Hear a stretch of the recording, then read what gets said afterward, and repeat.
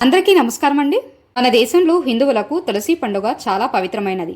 ప్రతి సంవత్సరం ఈ పండుగను కార్తీక మాసంలో శుక్లపక్షం నాడు జరుపుకుంటారు. భక్తులందరూ తులసి చెట్టుకు వివాహం జరిపిస్తారు. పురాణాల ప్రకారం తులసీదేవిని వృందాగా పిలుస్తారు. ఈమె కాలనేమి అనే రాక్షసుడికి అందమైన కూతురు. ఈ యువరాణి జలంధర్ అనే రాక్షసుడిని వివాహం చేసుకుంటుంది. శివుడి మూడో కన్ను నుండి పుట్టిన అగ్నిలో నుండి పుట్టడం వల్ల జలంధరుడికి అపారమైన శక్తులు ఉంటాయి. జలంధరుడికి దేవుళ్లంటే అసహ్యం. కాని దేవుళ్లను అమితంగా ఆరాధించే వృందను ప్రేమిస్తూ ఉంటాడు.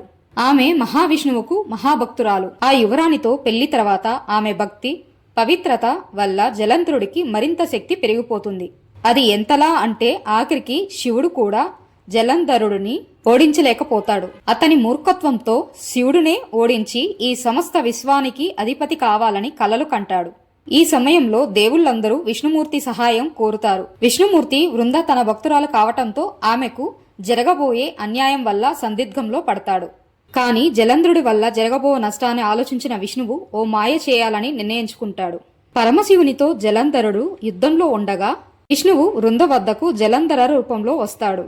ఆమె అతన్ని గుర్తుపట్టలేక అతడే తన భర్త జలంధరుడు అని భావిస్తుంది. కాని అతను ఆమె తాకగానే తన భర్త కాదని గ్రహిస్తుంది. దీంతో ఆమె పతివ్రత నిష్ఠ భగ్నమవుతుంది. కనుక జలంధరుడు బలహీనుడవుతాడు. అంతలోనే నిజం తెలుసుకున్న వృంద మహావిష్ణువు నిజస్వరూపాన్ని కోరుతుంది. తను పూజించిన దేవుడే తనను మాయ చేశాడని తెలుసుకుని చాలా బాధపడుతుంది. ఈ మహావిష్ణువు మారు రూపంలో వచ్చాడని తెలుసుకుని తన పవిత్రతపై జరిగిన మోసాన్ని భరించలేక ఆవేశంతో విష్ణువుని రాయిలా మారిపోమని శపిస్తుంది. విష్ణువు ఆమె శాపాన్ని అంగీకరించి గండక నది వద్ద శాలిగ్రామశిలగా మారుతాడు. ఆ తరువాత జలంధరుడు పరమశివుని చేతిలో హతుడవుతాడు.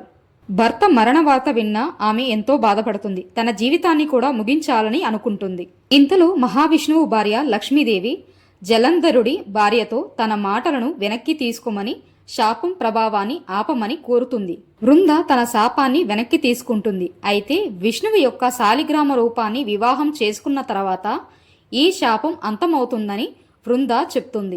దీని తర్వాత ఆమె సతిగా మారుతుంది. ఆమె దేహం పూర్తిగా కాలిపోయిన తర్వాత తులసి మొక్క బూడిద నుండి పుట్టిందని పురాణాల ప్రకారం తెలిసింది. పురాణాల కథనం ప్రకారం తులసి చెట్టును లేదా తులసి మొక్కను తీసుకుని చిన్న మండపంలాగా ఏర్పాటు చేసుకోండి. తులసి మొక్కకు లేదా చెట్టుకు లేదా మండపానికి ఎర్రటి చీరతోనూ లేదంటే ఎర్రటి వస్త్రంతో చుట్టవచ్చు. తులసి కొమ్మలను ఎర్రటి గాజులతో అలంకరించాలి. విఘ్నేశ్వరుణ్ణి మరియు ఇతర దేవుళ్లను ప్రార్థన చేయాలి. శాలిగ్రామ శిల ఉన్నవారు తులసి కోటలో ఉంచి, లేనివారు శ్రీ మహావిష్ణువు యొక్క ఫోటోని గాని విగ్రహాన్ని గాని తులసి కోట దగ్గర ఉంచి వాళ్ళ శక్తి మేరకు ధూపదీప నైవేద్యాలతో తులసి కోటను అలంకరించి పూల పండ్లతో వాళ్ళకి కళ్యాణం జరిపించాలి.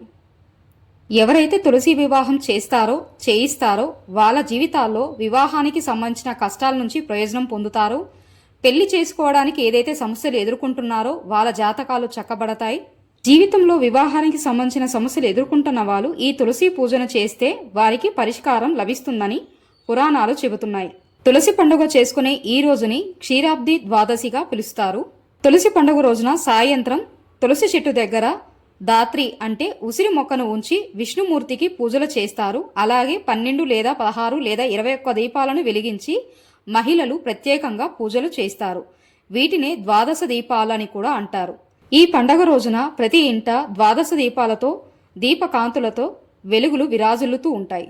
కొన్ని ప్రాంతాల్లో తులసి మొక్కని గౌరీదేవిగా కూడా పూజలు చేయడం వల్ల ఆర్థిక బాధలు తొలగుతాయనేసి సర్వసంపదలు కలుగుతాయని ఒక నమ్మకం ఉంది.